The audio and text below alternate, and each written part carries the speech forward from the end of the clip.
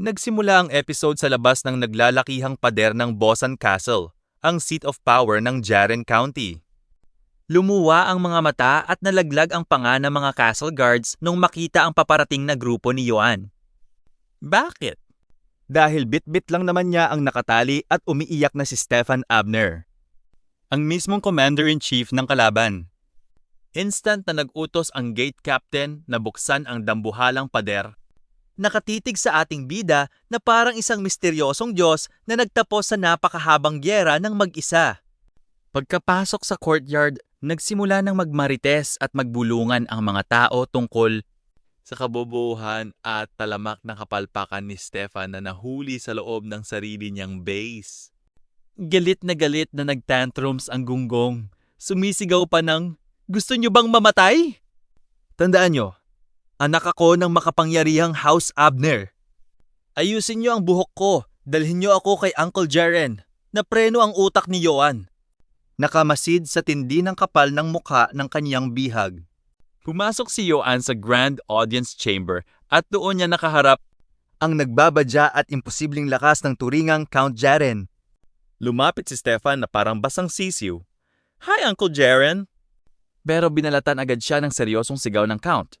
"Huwag mo akong ma-uncle dito." Public setting 2. Napaka-pathetic mo na nahuli ka sa gitna ng sarili mong kampo. Nilinaw ng Count na sa family ties, ituturing siyang guest sa kastilyo at hindi kaaway. Akala ni Stefan ay ligtas na siya pero bumanat ang Count ng panibagong realidad. Iyon sa customs ng digmaan, ikaw ay opisyal na personal property at pag-aari ni Sir Yoan. Sa kaniya ka magbabayad ng ransom. Nagpanik ang gunggong at sinabing, huwag siyang ipagkatiwala sa isang mababang tao na katulad ni Yoan. Tinitigan siya ng Count ng napakatulis.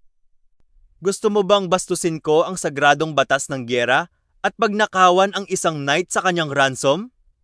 Huwag mo nang bigyan ng kahihiyan ang pamilya natin. Umalis ka sa harap ko.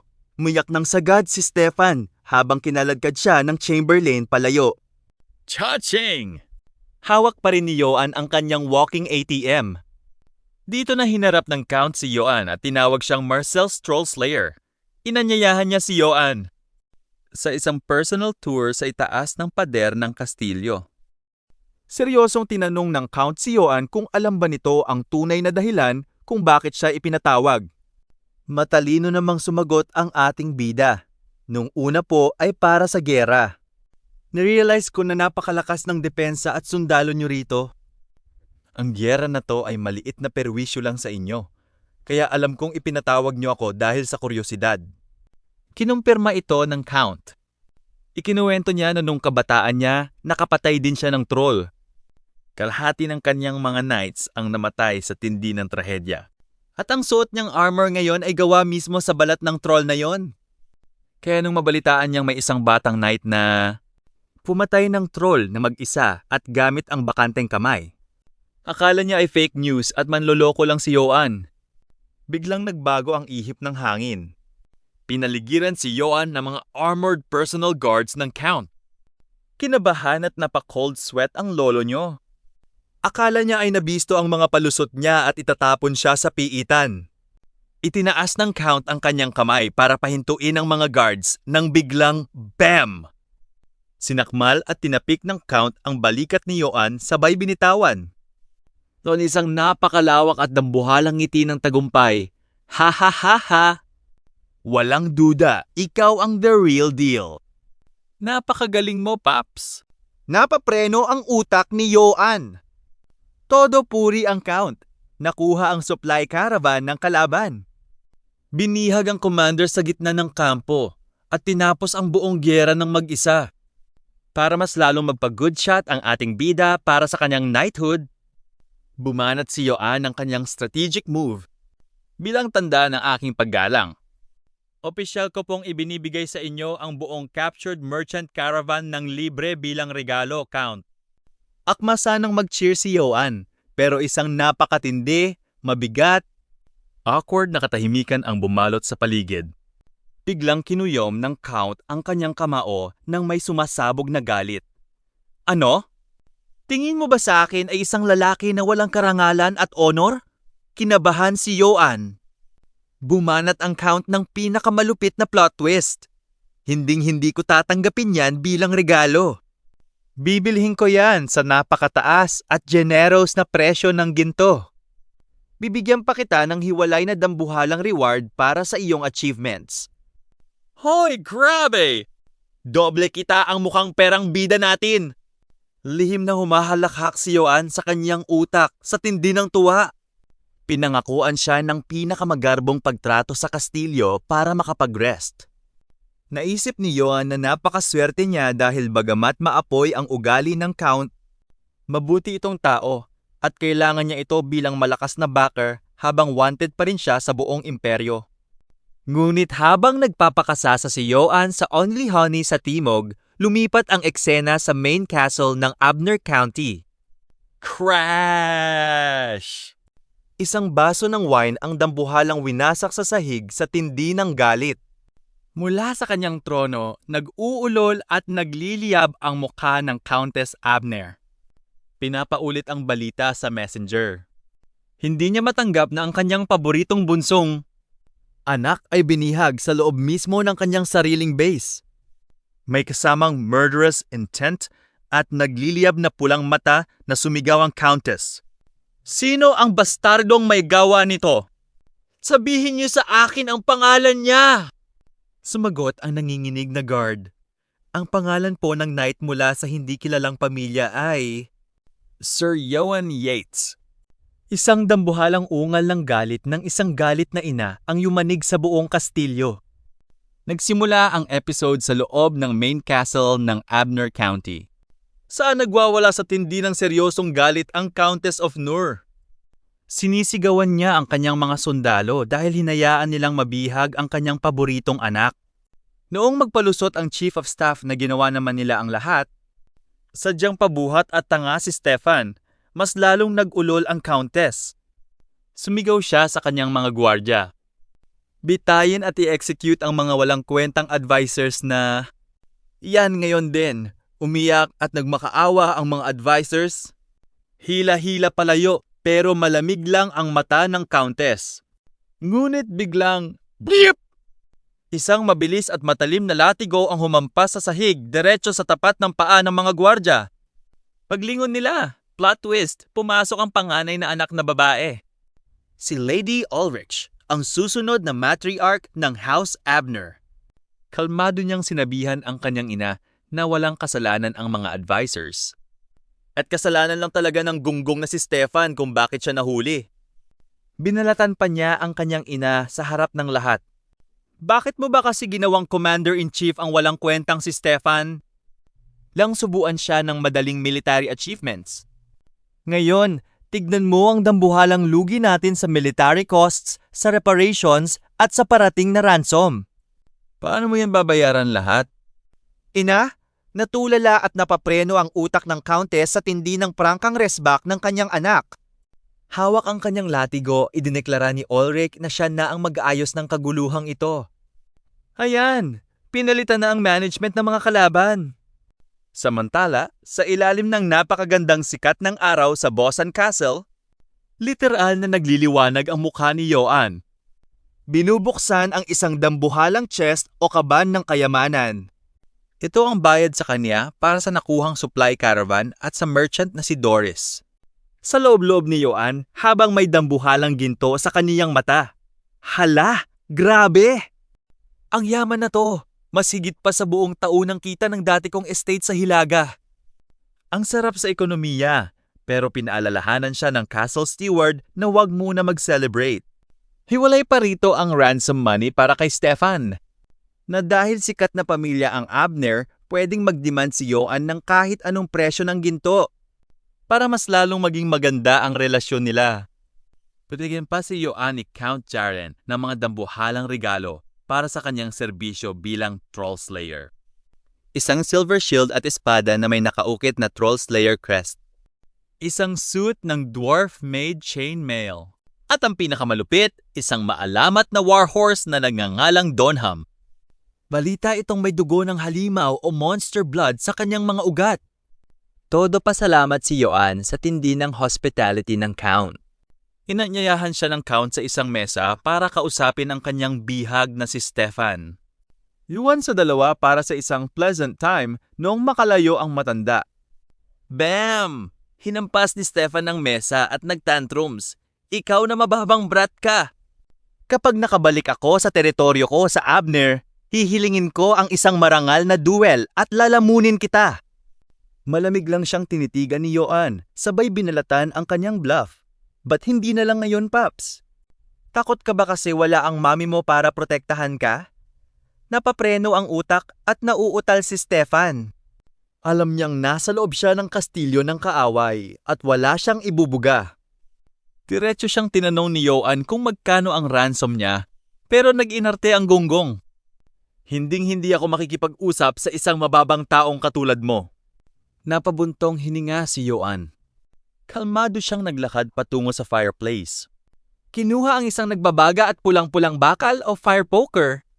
Humarap ang ating bida nang may napakalawak at demonyong ngiti sa kanyang labi. Wala naman akong balak gawin sa'yo, Paps. Pero baka ang pulang bakal na to ang makakatulong. Mapadulas ang dila mo. Nagpanik ng sagad at naihisapan si Stefan. Sumigaw siya na papatayin niya raw ang ransom. Bumanat si Yoan na papasadahan niya muna ng kaunting pasingaw o sunog ang balat nito. Lumabas ang katotohanan. Sa tindi ng absolute terror sa nagbabagang bakal, nag-break ang mental state ng gunggong at umiyak ng sagad. Sasabihin ko na po lahat. Ang ransom ko po ay nagkakahalaga ng 200 Imperial Gold Coins! Hoy, grabe! 200 gold coins, mga ACCLA. Lihim na gumagawa ng split sa tuwa ang utak ni Yoan. Ito ang pinakamalaking sahod na makukuha niya sa isang trabaho lang. Habang si Stefan naman ay umiiyak. Nasaan daw ang chismis na si Yoan ay isang marangal at honest na knight? Honest ba itong may dalang nagbabagang bakal sa mukha mo? Para sulit ang interrogation, tinanong ni Yoan kung bakit nagsimula ang gyera. Umamin si Stefan na ang gyera ay nagsimula sa isang political same-sex marriage. Alliance sa pagitan ng mga anak na babae ng House Jaren at House Abner. Mga pag-isa ang kanilang kapangyarihan na ayon kay Yoan ay normal sa mundong ito. Saan legal ang same-sex marriage ng mga nobles basta't may Ampunino lovers silang kukunin pagkatapos para sa lahi? Ang naging red flag lang ay ang kasakiman ng nanay ni Stefan, Countess Abner, na humingi ng isang mahalagang silver mine bilang kondisyon. Nung tumanggi si Count Jaren, nagdeklara ng gyera ang mga kalaban bilang protesta. Na-realize ni Yoan kung gaano karumi at kasakaw ang politika ng mga nobles. Biglang pumasok ang isang nanginginig na servant, dala ang wine na hiningi ni Stefan. Bastos na hinablot ni Stefan ang bote at sinigawan ang servant kung bakit napakatagal. Ibubuhos na sana ni Stefan ang alak sa kanyang bibig para uminom. Teka, hinto. Isang mabilis at maotoridad na sigaw ni Yoan ang nagpatingkag sa buong silid. Napapreno ang kamay ni Stefan at ang servant. Tinitigan ni Yoan ang nanginginig na servant gamit ang kanyang napakaseryoso. Matalim at nagliliwanag na asul na mga mata. Nararamdaman ng kanyang troll slayer instincts na may malaking red flag sa inumin. Inabot ni Yoan ang kopita ng alak, itinapat sa mukha ng natatarantang servant, bitaw ng kanyang pinakamalamig at nakakapangilabot na utos. May kakaiba sa kilos mo, Paps.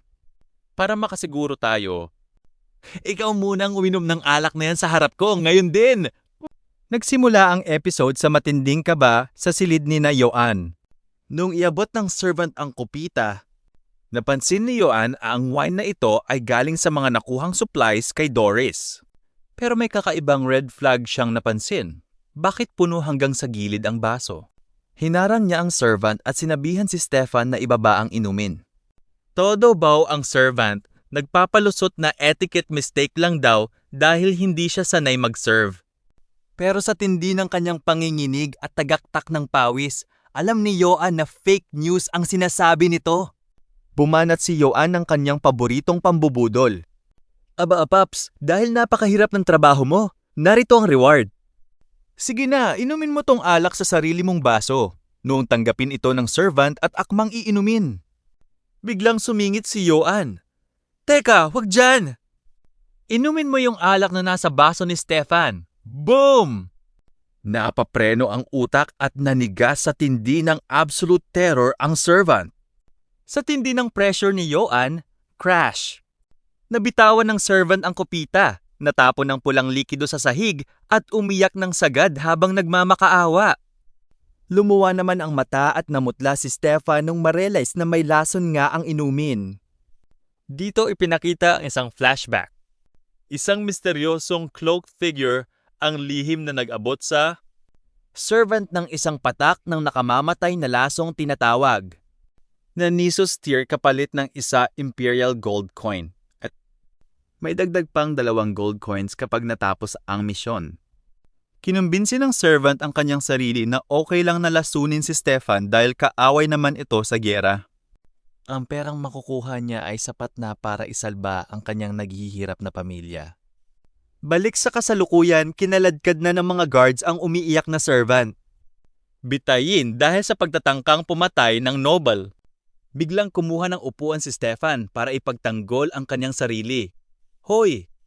Hindi ako ang may gawa niyan, Sir Yoan. Ako ang nagpa-order ng wine pero hindi ko sinabing lagyan ng lason. Napabuntong hininga si Yoan. Gonggong, alam kong hindi ikaw. Sa baso mo nakalagay ang lason, ibig sabihin, ikaw ang target na patayin at hindi ako. Hindi naman ito magagawa ng isang simpleng servant lang. Tinanong ni Yoan kung may kilala siyang may utak na gumawa nito. Todo sigaw ang gonggong. Ang baliw kong kapatid na si Ulrich. Siya lang ang may kayang gumawa nito. Palagi niyang malamig na tinititigan ang itlog. Este ang mukha ko. Napanganga si Yoan mga akla. Naalala niya tuloy ang sikat na kasabihan sa kanyang past life bilang modern human. Na ang magkakapatid sa totoong buhay ay genetically hardwired talaga. Mag-asaran at maggantihan sa tindi ng inis. Pero sa kaso ni Stefan, naisip ni Yoan na napakaraming dahilan ni Ulrich. Maging seryoso ang galit sa kaniyang pabuhat na kapatid. Samantala, sa labas ng gate ng Bosan Castle, kumalat ang balita. Binalatbatan ng lockdown ng buong kastilyo. Bawal pumasok o lumabas. Pero ang 2 assassins ni Lady Ulrich ay lihim ng nakapuslit palayo. Nagrereklamong napakaswerte ng gunggong na si Stefan. Dito na pumasok sa eksenang nagliliyab sa galit na si Count Jaren para sa interrogation. Bam! Sinuntok ng Count ang dibdib ng servant hanggang sa umubo ito ng dambuhalang dugo. Pakiramdam ng Count ay tinraidor siya sa loob ng sarili niyang keep, kaya nag-utos siya. Pugutan ng ulo ang daga na yan at i-display ang kanyang bungo. Sa gate ng kastilyo bilang warning, ipinatawag niya si Yoan. Maglakad-lakad sa itaas ng pader. Nagpasalamat ang Count kay Yoan sa pagliligtas sa honor ng kastilyo. Noong tanungin ni Yoan kung sino ang master sa likod ng poisoning, kinumpirma ng Count na ito ay plano ni Lady Ulrich. Plano niyang patayin si Stefan para hindi na sila magbayad ng 200 gold coins na ransom. Gagamitin niyang palusot ang kamatayan nito para i-cancel ang war reparations at ang pinakamalupit, on the spot frame up kanya sa pagpatay. Ma-execute ka sa trial at mawala ang sakit sa ulo ng kanilang pamilya. Napapreno ang utak ni Yoan. Hala! Bakit nadamay ang kanyang ekonomiya sa away ng magkapatid?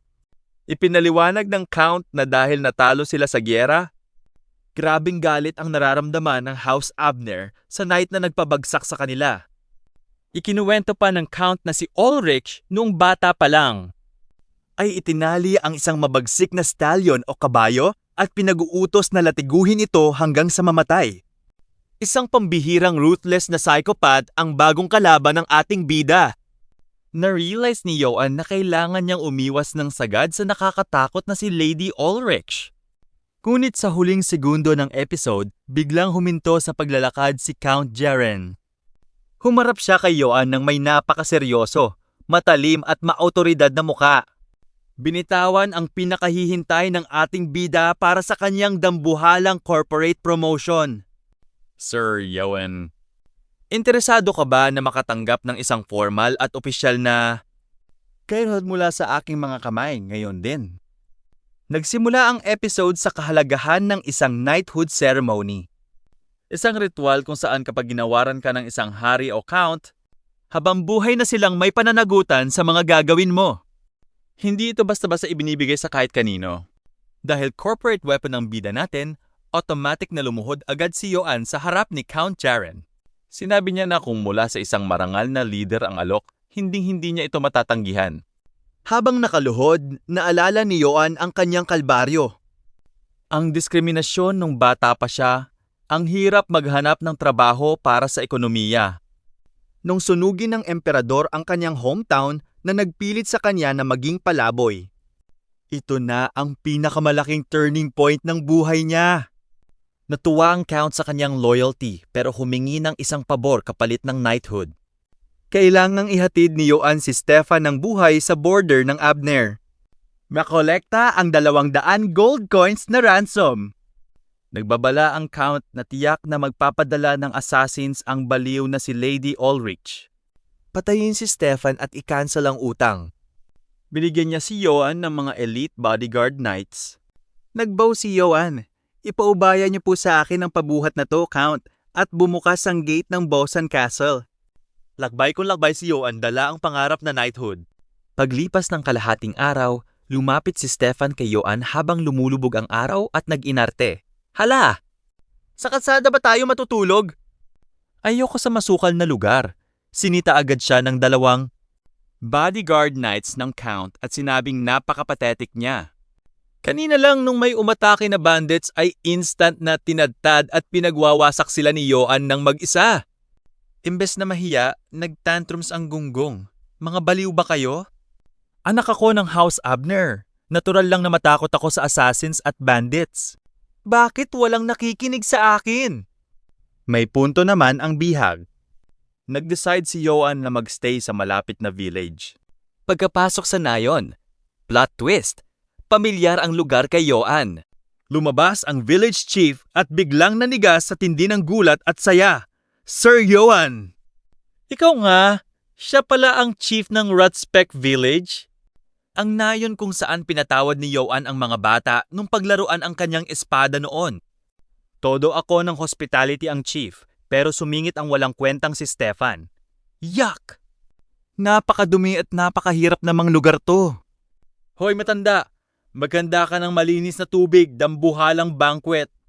Dalhan mo ako ng 3 pinakamagandang dalaga rito dahil ako ang sikat na anak ng... Bam! Bago pa matapos ang kanyang script, sinalubong siya ng isang dambuhalang tackle ni Yoan diretso sa lupa. Instant semento ang mukha mo, Paps! Nag-groan sa tindi ng pain si Stefan at nagtanong kung nabaliw na ba si Yoan. Nasinigawan siya ng ating bida. Alam kong gunggong ka, pero hindi ko akalaing sagad-sagaran ang kabobohan mo. Naghahanap ka ba ng assassins sa pagpapakilala ng buong pangalan mo sa mga civilians? Gusto mo ba kaming mapahamak? Sinabihan ni Yoan ang chief na sila na ang bahala sa pagkain. Lodging na lang ang kailangan at huwag na silang magdala ng mga babae. Habang naglalakad sa kalsada, nagsisigawan ang mga villagers, "Mabuhay ang troll slayer ng Marcel!" Salamat Sir Yoan! Manghang-mangha ang mga bodyguards. Mas sikat pa si Yoan sa teritoryong ito kaysa sa mga knights ng sarili nilang count. Pero sa loob-loob ni Yoan napapraning siya.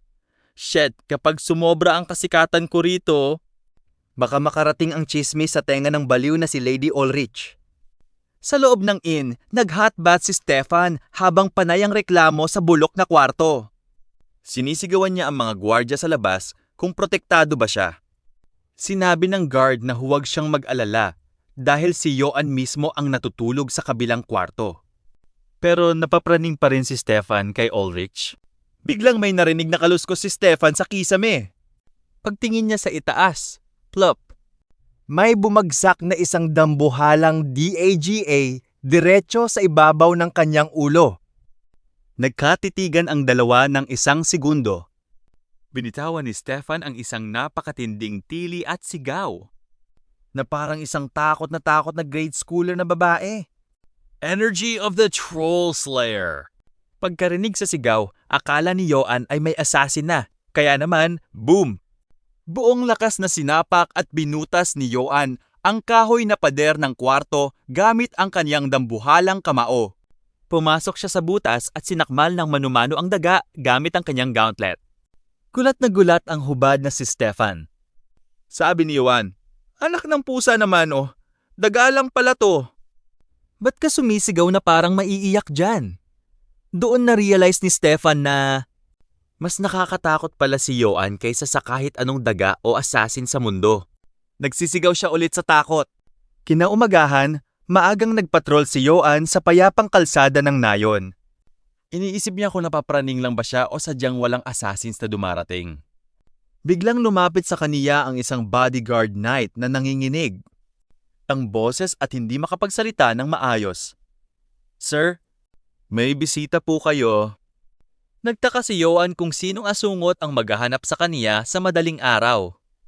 Pero bago pa makasagot ang guard, lumuwa ang mga mata ni Yoan nung mapansin ang isang makapal at pulang latigo na nakapulupot ng napakahigpit sa leeg ng guard. Mula sa anino ng dilim, dahan-dahang humakbang si Lady Ulrich dala ang isang napakalawak at confident na ngiti ng isang demonyo. Sa wakas, nagtagpo rin tayo, Sir Yoan Ayes. Tinitigan niya si Yoan ng may nagliliyab na mata sabay bitaw ng kanyang pinakamalamig na alok. "May dala kong napakasarap at maalamat na alak dito. Ano sa tingin mo, Paps? Gusto mo bang uminom kasama ko? Tayong dalawa lang sa pribadong kwarto?" Nagsimula ang episode sa loob ng pribadong tent ni Lady Ulrich. Komportableng sinabihan ng baliw na prinsesa si Yoan na mag-relax. Pinalayas niya ang lahat ng guwardiya sa layong 200 paces. "Kahit ano pang gawin o sabihin natin sa loob ng kwartong to, Paps, walang makakaalam. Gumawa tayo ng isang sikreto na atin lang dalawa." Prangkang binalatan siya ni Yoan. "Huwag mo ako mapaps dyan. Dumiretso ka sa punto kung bakit mo ako pinatawag." Dito na binitawan ni Ulrich ang kanyang pinakamalupit at nakakapangilabot na business proposal. "Patayin mo ang pabuhat kong kapatid na si Stefan. Ang ransom money niya ay sayo na. Ngayon din, nabwisit si..." Yoan at sinabing sinisira ng usapan ang lasa ng kanyang wine. Pero hindi sumuko ang psychopath. Para mas matamis ang deal, idinoble niya ang presyo sa 400 gold coins. Deadma pa rin ang bida natin. Kaya naman, lumapit si Ulrich kumulong ng mapang-akit sa tenga ni Yoan. "Pinitawan ng dambuhalang halaga. Bibigyan kita ang 1,000 gold coins." Nang asar pa ang prinsesa kung kaya ba raw unawain ng isang probinsyanong noble ang tindi ng 1,000 ginto. Baalala na kaya lang naman ito nagpapalaboy-laboy ay dahil wala itong pera. Sa loob ng utak ni Yoan, literal na napapreno ang kanyang system. Hala, grabe! Ang 1,000 gold coins, kayang-kaya kong bumili ng sarili kong maliit na kastilyo at na ang kalbaryo ko sa ekonomiya. Mapadali ang trabaho, sinabi ni Ulrich na hindi naman kailangang si Yoan ang mismong pumugot. Pagkapasok lang sa Abner territory, nilingon lang si Yoan sa kabilang daan at papabayaan si Stefan na mag-isa. Ang kanyang mga assassins na ang bahalang tumapos sa gunggong. Walang magiging kasalanan si Yoan at bibigyan pa siya ng unlegal loopholes para sa kanyang safety. Matapos ang mahabang pag-iisip, tinanong ni Yoan kung bakit ganito kalaki ang handa niyang gastusin para lang sa war losses. Humalahak si Ulrich at sinabing uod lang si Stefan nang umangat-ngat sa kayamanan ng pamilya. Kapag naging master na siya ng House Abner, ang 1,000 gold coins ay barya na lang, kaya napakamura nito para sa kaniya. Ibinagsak ni Ulrich ang 1,000 gold certificate sa mesa na pwedeng i-cash out sa kahit anong trading company. "Ayan ang ginto. Tanggapin mo na, Paps." Ngunit sa tindi ng kanyang pambubudol, binitawan ni Yoan ang kanyang pinakamalamig na desisyon. "I refuse." Nalaglag ang panga at napatayo sa gulat si Ulrich. "Seryoso ka ba?" Dahil naging tapat naman ng prinsesa, inilatag ni Yoan ang kanyang 3 corporate reasons. Unang rason, kapag namatay si Stefan, kahit hindi ko kasalanan. Ang talim ng Countess ay automatic na tatama sa leeg ko dahil sa tindi ng galit ng isang ina. Ikalawang rason, hindi kita pinagkakatiwalaan, Paps. Kahapon lang nilason mo ang sarili mong kapatid at tinangka akong i-frame up.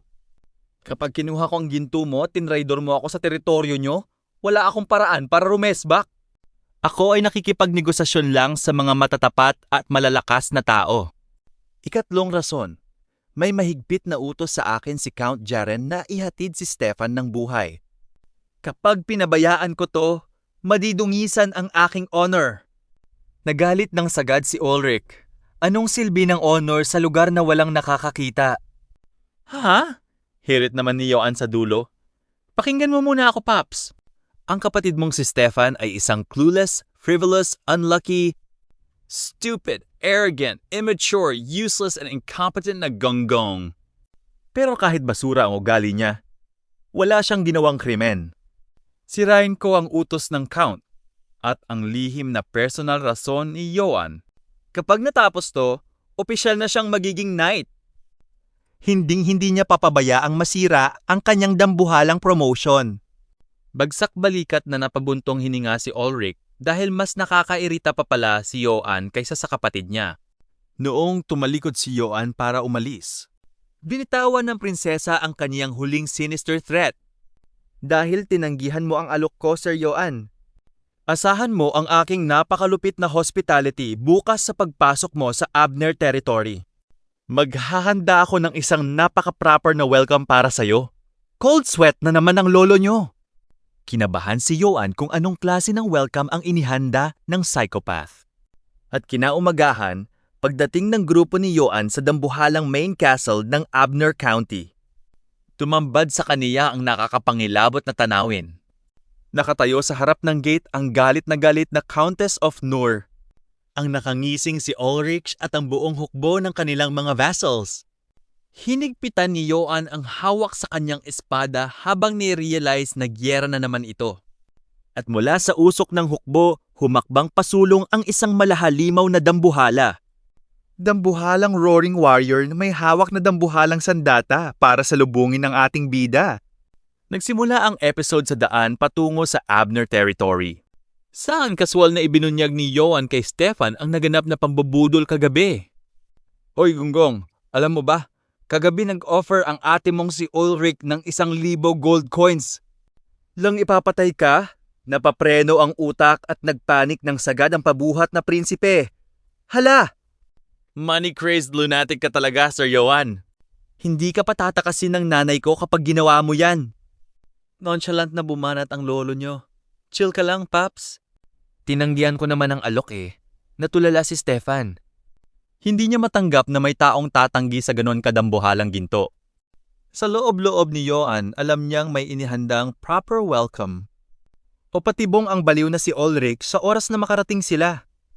Noong matanaw na nila ang dambuhalang fortress ng Abner County, mayabang na sumigaw si Stefan na protektado siya ng kanyang nanay sa loob. Si Joan naman ay seryosong sumigaw. Oras na para kolektahin ang dambuhalang ransom ng isang sikat na idiot. Pumasok ang delegation ng Zarpen County kasama si Joan sa Grand Court. Saan sinalubong sila ng mga nakamamatay na titig ng mga vassals. Todo iyak at sumbong si Stefan sa kanyang nanay, ang Countess of Nur dahil sa tindi ng kahihiyan. Dito nag-flashback ang Countess sa mga alaala nung bata pa si Stefan. Isang malaanghel na bata na kumakain ng mga bulaklak bilang snacks at naghahabol ng mga gansa sa hardin. Nagsasabi ng I love you, mommy. Isang napakatamis na alaala na kabaligtaran ng nakakadiring pabuhat na realidad sa harap niya ngayon. Dahil dito, nagliwanag ang pulang mata ng Countess sa tindi ng galit kay Joan. Ang mukhang bear o dambuhalang knight na to ang sumira sa kanyang anak. Nagpabagsak sa kanila sa gyera at nag-alis ng kanyang mukha sa harap ng mga vassals. Para magpasikat, sumigaw ang Countess kung bakit armado sina Joan sa harap niya. Nag-utos sa kanyang mga gwardya. Disarmahan ang mga bastos na yan ngayon din. Akmang kukunin ang espada ni Joan nang biglang, hinto! Binalatbatan sila ni Joan ng isang nakakapangilabot na banta. Ang paghawak ng espada ay aking lehitimong karapatan, Paps. Kailangan niyo muna akong patayin bago niyo makuha to. Nanginginig ang... Mga vassals sa tindi ng kanyang audacity sa loob ng pugad ng kaaway. Ngunit dito na pumasok ang pinakamalupit na plot twist ng mundong ito. Habang nagkakatitigan sila, biglang may naramdamang kakaiba ang Countess sa kanyang puso. Isang maalamat at nakakanginig na kuryente. Ang kaniyang galit ay hindi dahil sa pusa, kundi dahil... Na-in love at na-crush ang lola niyo sa tindi ng tapang at kapogyan ni Yoan. Hoy, grabe! May romantic charm ang bida natin. Instant na namula at napablush ang Countess. Galing ka ba sa House Zarpen kahit wandering knight ka? Kalmadong sumagot. Si Yoan na inimbitahan lang siya ng Count at kinuha niya si Stefan. Protektahan ang kanyang honor at walang siyang galit sa pamilya nila. Smitten at hulog na hulog ang puso ng Countess, kaya bumanat ito. Bilib ako sa tapang mo, Paps. Binibigyan kita ng special permit na manatiling armado. Salamat sa iyong serbisyo. Napanganganga si Yoan at ang buong court sa tindi ng instant favor. Nabulilyaso ang atmosphere nung sumulong ang vassal na si Eno Gowan. Hindi maaari. Insulto ito sa aming pamilya. Hinahamon ko ang sikat na troll slayer ng Marcel sa isang marangal na duel. Todo tanggi ang Countess. Baka mamatay ang vassal niya. Si Stefan naman ay natatakot na baka mapatay si Yoan. Dahil kapag namatay si Yoan, sino na magpoprotekta sa kanya laban kay Ulrich? Pero sumingit ang baliw na si Ulrich. Aba, kung natatakot ang troll slayer, tumakbo ka na lang, Paps. Ikakalat ko sa buong kontinente na isang duwag ang representative ng Zarpen. Na-corner sa politika at para sa kanyang knighthood dreams, tinanggap ni Yoan ang hamon. Sige. Sugal! Sino ba ang lalaban? Ngumisi si Eno Gowan at sinabing ang kanyang dambuhalang anak na si Gerdolf ang lalaban bilang proxy. Nakangisi si Ulrich dahil ito ang kanyang proper welcome, ang patibong na inihanda niya. Mabilis na inayos ang laban sa training ground. Pumasok si Yoan dala ang isang simpleng espada at kahoy na shield. Ipinakilala si Gerdolf bilang ang Noble Butcher. Isang dambuhalang roaring powerhouse na may dambuhalang muscles at rage na nakapatay na ng daan-daang knight sa duels. Sumigaw ang halimaw!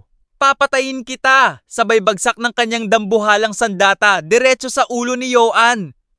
Boom! Itinaas ni Yoan ang kanyang shield para i-block ang attack, pero sa tindi ng impact. Crack! Instant na nadurog at sumabog ang kahoy na shield ni Yoan at bumuwal siya sa lupa. Nagsisigawan sa takot sina Stefan at ang mga gwardya habang nakangisi si Ulrich na ipapapatay na si Yoan. Nataranta ang Countess at sinigawan si Ulrich kung alam, panito ang konsepto ng giyera kapag namatay si Yoan? Gagamitin ito ng Zarpen para ubusin sila. Pero cold na sumagot si Ulrich na kukuha lang sila ng emergency funds at barya lang ang giyera pag walang pabuhat na commander. Binitawan ni Ulrich ang kanyang totoong plano. Ina, hindi mo ba alam? Si Yoan ang opisyal na bodyguard ngayon ni Stefan. Kapag pinatay ni Gerdolf si Yoan sa marangal na duel, wala nang haharang sa mga assassins ko. Ubusin ang paborito mong bunsong anak nang walang kahirap-hirap. What the hell? Napaka-demonyong plano. Napapanik at nagsisisigaw ang Countess. Hinto! Itigil ang duel ngayon din! Ngunit huli na ang lahat. Isang dambuhalang tunog ng impact ang yumanig sa buong training ground. Idineklara ng Herald na tapos na ang laban. Napabuntong hininga si Ulrich sa tuwa dahil akala niya ay patay na si Yoan. Ngunit paghawi ng usok, instant na nawasak ang kaniyang fake ngiti.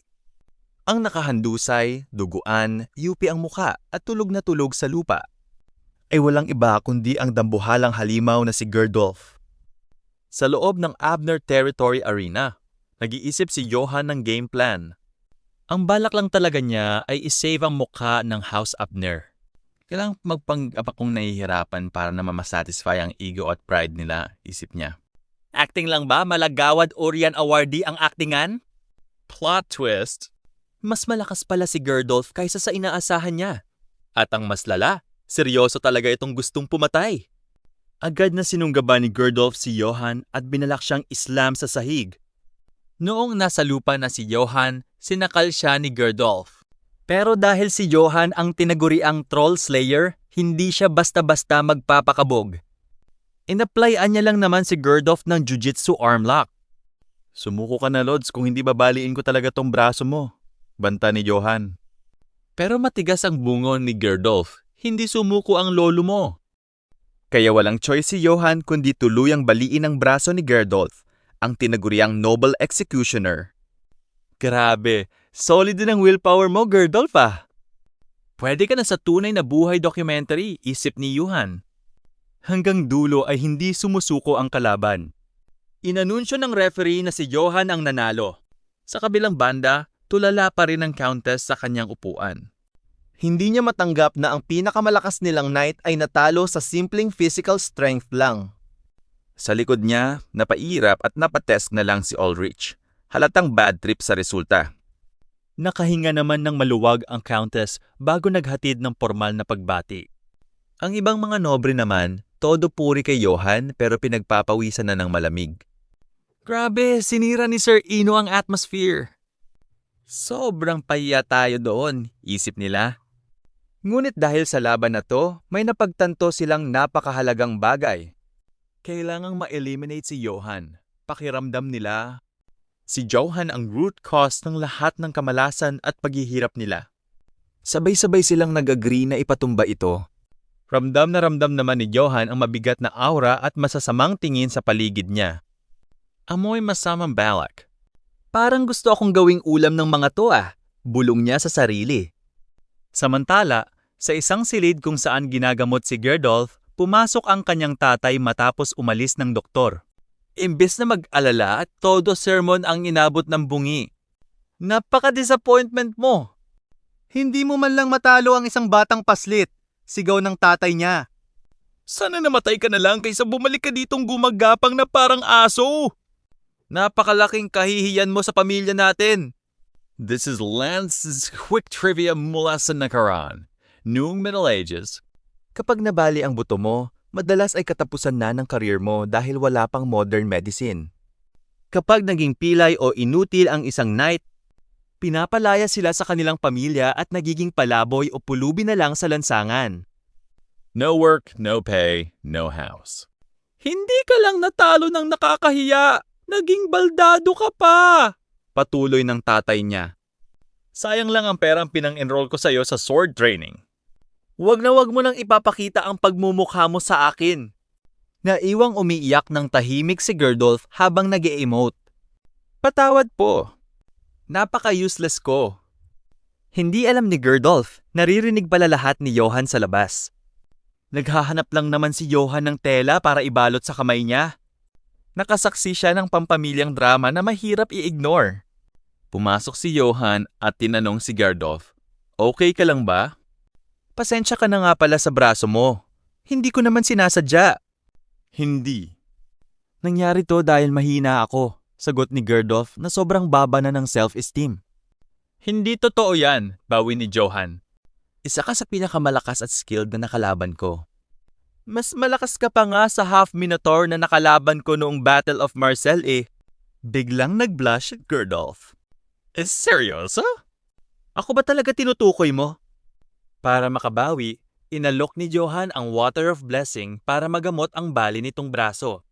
Umiyak sa tuwa si Gerdolf at nagpasalamat ng paulit-ulit. Napakamot na lang ng ilong si Johan. Maliit na bagay, sabi niya. Pero sa utak niya, sana naman sapat na to para hindi sila magtanim ng galit sa akin, di ba? Hirap ng may kaaway. Dako naman tayo kay Stefan at sa kanyang ina. Determinadong nagsumbong si Stefan. Inay, sinubukan akong lasunin ng kapatid ko. Trinik niya rin si Johan para patayin ako. Habang todo daldal at sumbong si Stefan, bigla siyang pinutol ng kanyang ina. Si Lady Ulrike, seryosong pagtatama nito. Napanganga si Stefan. Ha? Sabihin mo, Lady Ulrike, ulit ng kanyang ina. Sumunod na lang si Stefan kahit labag sa loob niya. O sige, si Lady Ulrike. Sinubukan niya akong ipapatay. May ebidensya ka ba? Tanong ng Countess. Nga si Stefan. Walang maipakitang resibo ang kuya mo. Seryosong tumingin ang Countess at nagbigay ng ultimatum. Bukas na bukas din papasok ka sa Sark's Monastery. Kapag nandoon ka na, hindi na magagalaw ni Ulrike. Nakapahampas sa lamesa si Stefan. Ano? Sa Silent Monastery na yon? Kapag pumasok ako roon, hindi na ako makakalabas hanggang sa mamatay ako. Stefan's worst nightmare. Na-imagine agad ni Stefan ang buhay. Doon, 3 beses isang araw nakakain ng tuyong barley bread. Kakalbuhin ang kanyang precious na buhok. Puro lalaki ang kasama. At higit sa lahat, hindi na siya makakapag-asawa. Hindi ako sasali sa kulto na yun, sigaw ng utak niya. Hinding-hinding ako pupunta roon, giit ni Stefan. Sumagot ang Countess, kung ayaw mo, hindi kita pipilitin. Pero intindihin mo na, ito na ang huling pagkakataon na matutulungan kita. Nanggigil at nag-clench ng kamao si Stefan. Tumalikod siya at sinabing bigyan mo muna ako ng oras para mag-isip, ina. Hanggang bukas lang kita bibigyan ng oras, sagot ng Countess. Opo, inay, matabang na sagot ni Stefan. Biglang naluha ang Countess. Kitang-kita ang pagmamahal ng isang ina sa kanyang paboritong anak. Sa guest reception room ng Abner, ipinakita ng katulong kay Johan ang ransom para kay Stefan. Binuksan ni Johan ang kahon, kumuha ng isang gintong barya at napangiti. Sa wakas. Ang daming nangyari, pero nakuha ko rin ang pagkakataong manight. At kahit sandamakmak ang epal sa paligid, naprotektahan ko si Stefan at nakuha ang ransom na nararapat sa pagod ko, isip niya. Abot ay nga ang ngiti. Salamat sa pag-prepare nito, sabi niya sa servant. Habang naglalakad sa hallway, nagplano na si Johan. Bukas na bukas din, aalis na ako papuntang Zarpen Castle. Ramdam ko na naiilang at natatakot na sa akin ang mga tao rito sa Abner. Mabuti nang lumayas bago pa ako ma-issue. Pero pagkabukas niya ng pinto ng kanyang kwarto, laking gulat niya nang makita si Stefan na naghihintay doon. Mukhang stressed na stressed, parang pasa ng daigdig. Muntik na siyang masuntok ni Johan. Anong ginagawa mo rito? Akala ko assassin ka. Muntik ko nang masapak ang mukha mo. May proposal ako sa'yo, seryosong sabi ni Stefan. Naka-cross arm si Johan at agad na tumanggi. Pass muna dyan, boss. Tapos na ako sa mga sakit sa ulo na trabaho. Hawak ko na ang ransom ko at aalis na ako papuntang Zarpen Castle bukas. Ah, kaya ka ba nagmamadali dahil sa knighthood mo? Tanong ni Stefan. Oo, bakit? Sagot ni Johan. Tumingin si Stefan ng diretso. Kung aalis ka lang ng ganyan, hinding-hindi mo matatanggap ang knighthood mo. Nanlaki ang mata ni Johan at sinamaan ng tingin si Stefan. Ano ka mo? Anong pinagsasabi mo? Dahil wala sa mood makipagbiruan si Johan, sinamaan niya ng tingin si Stefan. Ulitin mo nga yung sinabi mo at ayusin mo ang pagpapaliwanag kung ayaw mo malayas dito, banta niya. Pero si Stefan, umiiral na naman ang pagiging brat. Aba! Kapag hindi mo ako tinulungan, isusumbong kita sa tiyuhin mo. Sasabihin ko sa kanya na wag mag-appoint ng isang duwag na katulad mo bilang knight. Sigaw niya. Biglang tumahimik ang paligid. Awkward. Hindi pinalampas ni Johan ang kabastusan na to. Binigyan niya si Stefan ng isang matinding death glare. Aha! So tuluyan ka na talagang nawawala sa sarili mong wisyo, ano? Sabi ni Johan habang nag-aamba ng manapak. Teka! Wait lang, Lods. Makinig ka muna. Mabilis na depensa ni Stefan bago pa siya maging punching bag. Interesado ka ba sa taxation rights? Napakunot ang noo ni Johan. Taxation rights? Ano yon? Bagong scam? Filipino Explainer Time ni Lenses. Ano nga ba ang taxation rights, mga mare at pare? Ito lang naman ang karapatan na mangolekta ng buwis sa isang teritoryo kahit pagmamay-ari pa ito ng iba. Ang may hawak ng karapatang ito ang sumasalo sa lahat ng kita at net profit. In short, Ikaw ang tunay na yumayaman habang nga ang iba. Passive income yarn? Ipinagmalaki ni Stefan na may hawak siyang isang maliit na teritoryo. Nananaginip ka ba ng gising? Sarkastikong tanong ni Johan. Hindi giit ni Stefan. Ipinaliwanag niya na ibinigay ito sa kanya ng kanyang ina na may kasama pang obispo bilang testigo. Kumikita ito ng 20 gintong barya taon-taon. Dito na-realize ni Johan ang buong picture. Kaya naman pala gustong-gusto siyang ipapatay ni Lady Ulrike. Grabe ang favoritism. Dinaig pa ang bunsong paborito ng pamilya. Bakit mo sa akin inaalok? Bakit hindi mo nalang ibenta yan kahit kanino? Tapos mag-abroad ka o magtago? Tanong ni Johan. Hindi ko pwedeng ibenta, malungkot na sagot ni Stefan. Ang pangalan ng maliit na nayon ay Henkat. Maganda sana siya at may sariling kabuhayan. Kaso, sinalakay ng mga goblin. Nawasak ang nayon dahil lang sa ilang goblin kaya nagsitakasan ang mga tao. Nagpatuloy si Stefan sa kanyang pitch. Kapag nagtagumpay tayo sa goblin subjugation, makikilala ako ni ina at hindi na ako magagalaw ni Ulrike. Sayang nga na ibibigay ko sa iyo ang taxation rights. Ito na lang ang tanging paraan para makaligtas ako sa Silent Monastery. Napaisip si Johan. Ibang level ang taxation rights na to kumpara sa mga nakaraang racket niya. Hanggang ngayon, kumikita lang siya sa pakikipaglaban. Noble nga siya sa pangalan. Ang totoo, mukha siyang mercenary na nabubuhay sa per diem. Pero kung may taxation rights siya, may steady at passive income na siya. Ibig sabihin, kahit natutulog o nagtitiktok lang siya, pumapasok ang pera. Dagdag pa rito, pagkakataon na rin ito. Mapatunayan sa mga nobre ng House Abner na hindi siya basta-basta. Kung ibibigay mo sa akin ang taxation rights, paano naman ang allowance mo? Tanong ni Johan. Natahimik sandali si Stefan, sabay bulalas ng hati na lang tayo 50-50. Nairita si Johan sa pabago-bagong ugali nito. Napaka-untrustworthy ng taong to. Pero sa totoo lang, kahit kalahati lang ng taxation rights ay napakagandang offer. Sige, santabi muna natin yan. Mag-hire ka ba ng mga mercenary para sa subjugation force? Oo naman, sagot ni Stefan. May pera ka ba? Tanong uli ni Johan. Natahimik na naman si Stefan. Clue, walang pera ang kuya mo. Huwag mong sabihing inaasahan mong ako ang magbabayad niyan. Asik ni Johan. Kapal ng mukha to the max. Hindi! Gagawan ko ng paraan para makapag-hire ng mercenaries. Mabilis na bawi ni Stefan.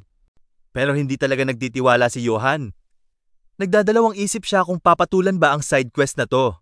Biglang sumigaw si Stefan para mang rage bait. Duh! Sisiw lang sa'yo ang mga goblin, di ba? Hindi ka naman takot, di ba? Ikaw kaya ang troll slayer?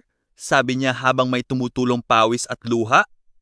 Pilit na pilit ang pagiging matapang. Naisip ni Johan ang papuri at karangalan na dala ng titulong Troll Slayer. Tama naman si Stefan. Itinaya niya ang buhay niya para sa reputasyong yan at kakailanganin niya ang clout na ito sa hinaharap. Dahil dito, ngumiti ang ating bida at pumayag na sumama sa expedition. Sa hall ng Countess, hindi makapaniwala ang ina. Ulitin mo nga ang sinabi mo, Stefan. Buong lakas at kumpiyansa na sumagot si Stefan. Kasama ang Troll Slayer. Idinedeklara ko na ipapasupil namin ang mga goblin sa Henkut. Nabulabog ang buong silid. Si Lady Ulrike naman ay halatang hindi natutuwa. Naloka na ba ng tuluyan ang maliit na kulangot na to?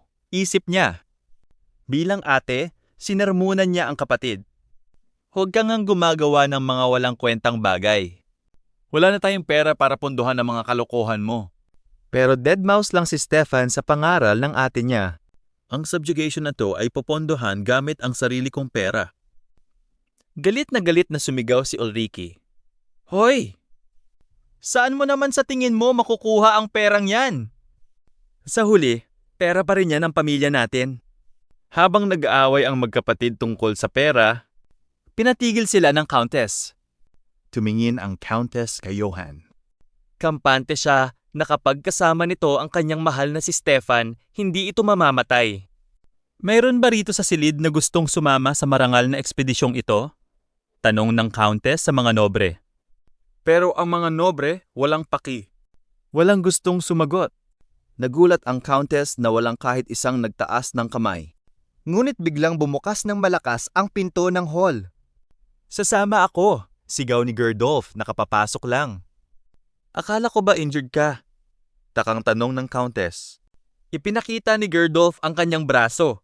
Galing sa milagro ng ating bida. Gumaling na ito. Nagulat ang mga nobre. Hala, anong klaseng magic yan? Himala.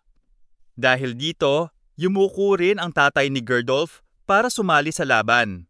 Tama yan, sabi ni Gerdolf sabay tingin sa ibang nobre para i-rage bait ang mga ito bilang mga mahihina. Naisip naman ni Stefan, grabe, ganito pala ako kamahal ni Sir Ino. Na-touch naman ako. Pero ang totoo, bulong ni Johan sa sarili. Nagpapakitang gilas lang yan sa Countess, Gunggong. Hindi sa'yo. Dahil solved na ang Countess, nag-utos siya. Ipinag-uutos ko sa inyong tatlo na supilin ang mga goblin sa Hinkut. Sa isip ng Countess, nakikiusap siya kay Johan na alagaan ang kanyang anak. Nabasa naman ito ni Johan kaya nagbigay siya ng subukan ko lang na look bilang kasiguruhan. Sa gate ng kastilyo, tiniyak ng mga sundalo ni Count Zarpen kay Johan na sila na. Ang bahalang magpaliwanag sa kanilang boss tungkol sa biglaang side quest na to. Makakarating ito kay Count Zarpen, Sir Johan, sigaw ng knight. Salamat! Mag-iingat kayo sa biyahe, kaway ni Johan. Pagkalipas ng ilang araw, dumating ang araw ng pag-alis. Sa main gate ng Abner Castle, nakapila na ang puwersa. 20 sundalo sa ilalim ni Ino at Gerdolf. 22 mula sa Ketana. 14 mula sa Goran Mercenaries. At 30 miyembro ng supply support group ni Dory. Ngayong kumpleto na ang lahat, sinabi ni Stefan na aalis na sila. Pero pinatigil siya ni Johan dahil may isang tao pang hindi dumarating. Sino pa ba ang late? Bawasan ang sweldo niyan, inis na tanong ni Stefan. At ang dumating... Walang iba kundi ang sage ng Ifael River na si Suetlga. Halatang bad trip ang lolo mo dahil pinadalhan na naman siya ni... Johan ng karag-karag at umuugong na karwahe para sa isang matanda. Backstory ni Suetlga ang totoo niyan? Wala talaga siyang balak sumama sa goblin hunt na to. Pero noong deadmahin niya ang mensahero ni Johan, Biglang humina ang boses ng Ifael River sa kanyang pandinig. dahil natakot na mawala ng powers, napilitan siyang sumama sa expedition force kahit sumasakit ang rayuma niya. Dahil kumpleto na, inayos ni Johan ang pormasyon ng mga tropa at nagsimula na silang maglakbay. Habang naglalakad, iniisip pa rin ni Johan ang tungkol sa taxation rights at ang mga haharaping goblin. Ngunit sa nayon ng Henkat, tila may nagsisimula ng magulong kaganapan na hindi nila inaasahan. Sa loob ng abandonadong nayon ng Henkut, umaalingaw-ngaw ang nakakakilabot na hiyawan ng mga goblin. Todo sigaw si Lady Valien, "Hold the line!" Bawal bumigay! Hangat maaari, huwag kayong pabebe at huwag kayong magpahatid sa loob. Pero mabilis ang karma. Isang sundalo niya ang nahuli at ang isa pa ay marahas na pinatay nang walang kaawa-awa. Dito na na-overwhelm si Lady Valien ng mga hamak na goblin lang. Hala, ganito na lang ba matatapos ang St. Iena Monastery namin? Madidisband na ba kami? Isip niya, habang unti-unting nawawala ang kanyang will to fight. Sinisi niya ang sarili. Naging pabaya siya at dinala ang kanyang mga kapatid sa tiyak na kamatayan. Gamit ang natitirang lakas ng kanyang loob, sumigaw siya. Lahat ng nakaligtas! Tumakas na kayo habang may pagkakataon pa! Ako na ang magiging decoy. Ako na ang magpaparaya. Ngunit sumagot ang isa sa mga madre. Walang bayani rito, sister. Hindi ka namin iiwan. Sundin niyo ang utos ko. Galit na utos ni Valien. Hindi lang ito para sa atin, kundi para sa mga susunod sa atin. Kailangan nilang malaman na nabigo tayo sa purge na to. Umiyak ang mga madre at napilitang mag-retreat. Buhay muna bago pride. Ngayong mag-isa na lang si Valien sa gitna ng mga goblin. Tinapangan niya ang muka at tinuya ang mga halimaw. Pagkatapos, sinimulan niyang kantahin ang kanilang battle hymn. Pero hindi nagtagal ang kanyang moment. Mala zombie apocalypse siyang dinumog ng mga goblin. Bugbog sarado siya at naputulan pa ng isang braso. Gustuhin man niyang igalaw ang katawan niya, hindi na ito sumusunod. Log out na sa Earth. Isang goblin na ang lumapit. Dinilaan ang mukha niya at handa na siyang katayin. Ngunit bago pa matapos ang career ni Lady Valiant, biglang lumipad ang isang mace. One shot, sa pool ang goblin. Habang unti-unting nawawalan ng malay si Valiant, nakita niya ang silhouette ng ating bida. Si Johan, na dumating na parang si Cardo Dalisay sa oras ng gipitan. Ang post-calamity chika sa outpost. Sa outpost malapit sa Hinkat Village, nagtatakang nagtanong si Stefan, sino yung babaeng yun? Ba't parang galing sa giyera? Sumagot si Johan, si Lady Valiant yan ng Saint Yena Monastery. Nakasama ko na silang lumaban sa Marcel. Malakas na Holy Knight Order yan, kaya nilang manghunting ng mga troll. Sumabat naman ang matandang si Swetga. Nag-drop ng malupit na katotohanan. Isipin mo, ang isang malakas na Holy Knight Order, pinagpipistahan lang ng mga goblin? At ang commander, naputulan pa ng braso? Sad new, dagdag pa niya.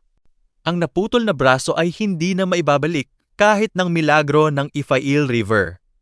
No refund, no exchange. Nanginginig pa rin ang mukha sa takot ni Valien habang nagpapaliwanag.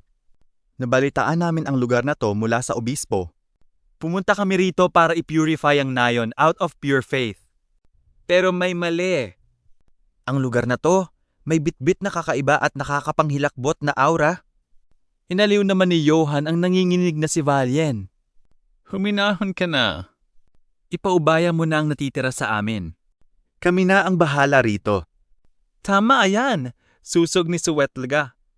Nandito kami para solusyonan ang problema ng nayon. Ang pagkakaiba nga lang, kung ang layunin ni Valien ay marangal at banal, ang sa atin naman ay nagsimula dahil may isang taong mukhang pera at gahaman. Napa-cold sweat bigla si Johan sa banat ng matanda. Nagtataka pa rin si Swetla kung paano nadurog ang mga Holy Knight ng mga goblin. Ang mga halimaw na to, kaya namang patayin ng mga magsasaka kung may maayos lang silang sandata. Ayon sa theory ng matanda, kaya umabot sa ganito ay dahil sa maraming beses na palpak na subjugation. Ang mga goblin ang naging bagong may-ari ng Hinkat Village at doon sila nagpakarami ng nagpakarami. Para mga squatters na ayaw nang umalis. Nagtaka naman si Stefan. Bakit ba pabalik-balik ang mga goblin na yan? Panay naman ang padala ko ng mga mercenary sa nayon na. Nagbahagi ng boomer wisdom si Swetga. May 3 dahilan yan, iho. Una, ang mga mercenary na kinuha mo ay malamang mga bulakbol at walang kwenta. Imbes na labanan ang mga goblin ng harapan? Malamang nagloot lang sila sa walang taong nayon ng mga mamahaling gamit tapos sibat na. Ganyan ang mga mercenaries kapag hindi mo binabantayan ng maigi. Dito napa-cold sweat ang 2 mercenary sa grupo ni na Johan. Sapul na sapul eh. Pangalawa, mali ang paraan ng subjugation nyo. Ang reproductive rate ng mga goblin mas mabilis pa sa mga kuneho. Dapat hinanap nyo sila hanggang sa dulo ng kuweba at binunot mula sa ugat. Pero malamang kung ano lang ang nakita nyo sa labas, yun lang ang pinatay nyo bago kayo umuwi. Nangyayari lang ang ganyan kapag incompetent at tanga ang commander. Todotang mo naman si Stefan, wari sumasang-ayon na parang hindi siyang tinutukoy na incompetent commander. Ang kapal din, no? At ang pangatlong dahilan kung bakit nabigo ang subjugation ay bitin ni Swetla. Ano yung pangatlo, Lo? Tanong ni Johan. Biglang binaliwala ni Swetga ang huling punto. Huwag na muna natin pag-usapan. Hindi pa ako sigurado. I-report ko na lang kapag may resibo na ako. Tiningnan na lang ni Johan ang matandang mage. Pabitin yarn? Biglang sumigaw si Swetla nang may kasamang talsik ng laway. Magsisimula ang subjugation sa pagsikat ng araw bukas. Malinaw ba sa lahat? Uubusin natin ang bawat isang goblin. Tumayo si Johan para ipaliwanag ang buong operation plan para sa kinabukasan. Kami ni Gerdolf ang mamumuno sa frontline attack. Ang mga natitirang personnel ang magsisbing assault support. Itutulak natin sila palabas ng nayon gamit ang isang semicircular formation. Tinapos ni Johan ang speech sa isang solid na, "Good luck sa atin bukas." Gumalaw ang buong tropa at sumigaw ng, "Yes, sir!" Sabay-sabay na ang hype ng lahat. Kinaumagahan, handang-handa na ang subjugation forces. Kahit injured at trauma. Sumama pa rin si Lady Valien at ang kanyang mga natitirang sisters para mag-revenge arc. Pinasadahan ni Johan ang kanyang kabayo, itinaas ang kanyang armas. Sumigaw, "Magsimula na ang subjugation!" Habang nagmamartsa ang buong hukbo patungo sa nayon, may isang misteryosong lalaki ang nakatago sa tuktok ng puno. Pinapanood sila mula sa malayo. Ngumisi ito ng nakakaloko at bumulong. "Sige lang. Mas marami kayong nagtitipon, mas marami ang mamamatay." Patuloy ang bakbakan sa hinkot at sa pagkakataong ito, nagbunga ang plano ni Johan. Napalibutan ng mga kawal ang mga goblin. "Sige lang, sugod! Bawal umatras!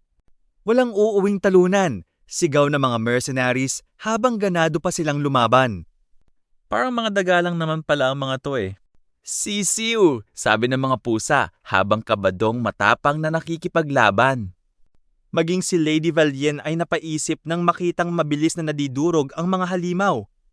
"Grabe, napalayas kami ng mga to noon? Parang wala naman silang binatbat ngayon ah." "Saint Iana Knights who?" "Nakakahiya naman sa reputation namin." Habang nangyayari ang gulo, parang bulldozer na sumugod si Gerdolf gamit ang kanyang kabayo. Winawasiwas ang kanyang dambuhalang martilyo. Hataw dito, sagasa doon, isang malupit na hit and run. Napangiti si Johan habang pinapanood si Gerdolf. Aba, maasahan din pala ang puwersa ng isang to ah. Kahit kasama ko siya sa breakthrough unit, hindi nagpapahuli ang bilis niya sa takbo ng laban. Mukhang mabilis nilang mararating ang sentro ng nayon. "Gerdolf! Huwag kang lalayo sa formation. Sumunod ka lang sa akin," sigaw ni Johan. Pero bago pa matapos ang tagumpay na pangarap, biglang may naramdaman si Johan. Isang kakaibang kalaban ang paparating? Isang goblin na nakasakay sa dambuhalang baboy ramo, diretsong sumasagasa sa kanila. "Nice! Atakihin natin yan mula sa magkabilang gilid," plano ni Johan. Ngunit dahil feeling bida at overconfident si Gerdolf, nakalimutan niyang na-ospital siya noong isang araw. Diretso siyang sumugod ng mag-isa habang sumisigaw ng Hog Ridger. "Sige, subukan mo ako." "Hoy, Gerdolf!" "Teka!" sigaw ni Johan. Bam! Wala pang isang segundo, tumalsik si Gerdolf kasama ang kabayo niya na parang pinadpad ng bagyo. Napakabobo talaga. Napasapo na lang sa noo si Johan. Nang makita ng mga sundalo na nalaglag si Gerdolf sa likod ng hanay ng mga kalaban, nagpanik sila. "Si Sir Gerdolf! Kailangan natin siyang i-rescue ngayon din." Sumugod sila nang walang pasabi. "Mga asungot! Huwag ninyong sisirain ang formation," galit na sigaw ni Johan. "Bumalik kayo sa mga pwesto nyo ngayon din." Pero dead mouse ang mga sundalo. Nilagpasan lang nila si Johan para iligtas si Gerdolf. Napangit-ngit na lang ng ngipin si Johan sa inis. Wala ba silang utak? Puro na lang basugod ang alam ng mga to nang walang sapat na brain cells? Ang domino effect ng katangahan.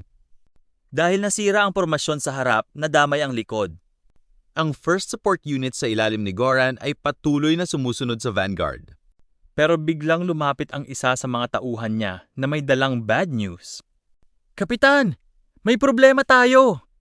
Ang vanguard ay biglang naghiwalay sa dalawang direksyon. "Ano? Anong kaguluhan to?" Litong-lito na rin si Goran. Dahil magulo ang koordinasyon, mabilis na napalibutan ng mga goblin ang support unit ni Goran. "Parang mga ipis ang mga to ah. Paano nila tayo napalibutan ng ganito kabilis?" Asik niya habang sinusubukang i-hold ang posisyon. Samantala, sa second support unit, unti-unti na rin silang na-overwhelm. Mas malala pa, may mga goblin na biglang sumulpot mula sa ilalim ng lupa. Parang mga sumusulpot na pop-up ads sa cellphone, sabay hila sa mga malas na sundalong natapakan sila. Sa third support unit naman sa ilalim ni Khan, napansin niya agad ang trap na inihanda ng mga goblin. Please! Magpalit kayo sa defensive formation. Sigaw ni Khan. Sinabihan niya ang bugler na mag-send ng signal sa first unit. Pero bago pa makaihip ang kawawang bugler, bigla na siyang hinila ng mga goblin sa dilim at pinatay.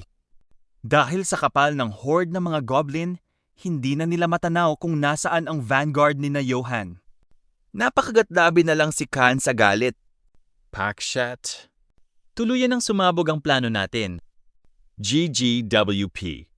Malayo sa madugong labanan. Pinapanood ng matandang si Swetlga ang sitwasyon mula sa malayo gamit ang kanyang teleskopyo. Napakagulo. Napakalaking sakuna nito, salamat sa Johan na yan. Inis na isip niya.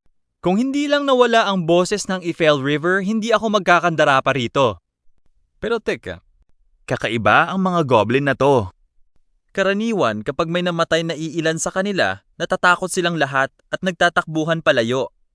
Bakit ang mga to ang lalakas ng loob? Parang naka-energy drink? Lumapit si Goiden kay Swetlga para mag-remind. Elder, utos po ni Johan na bantayan natin si Stefan para hindi siya gumawa ng kung anong kalokohan. Kaso bigla na naman siyang kumilos ng mag-isa. Wala na akong paki, asik ng matandang mage. Ano ako, magulang niya?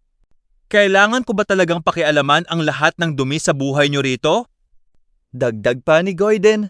At saka si Karamov po, kakaiba rin ang kinikilos ngayon. Karaniwan ay nangangagat yan ng matindi kapag ganito. Pero ngayon, parang walang energy, parang lanta. Biglang lumapit si Stefan na may dalang kakaibang bagay na napulot niya sa daan.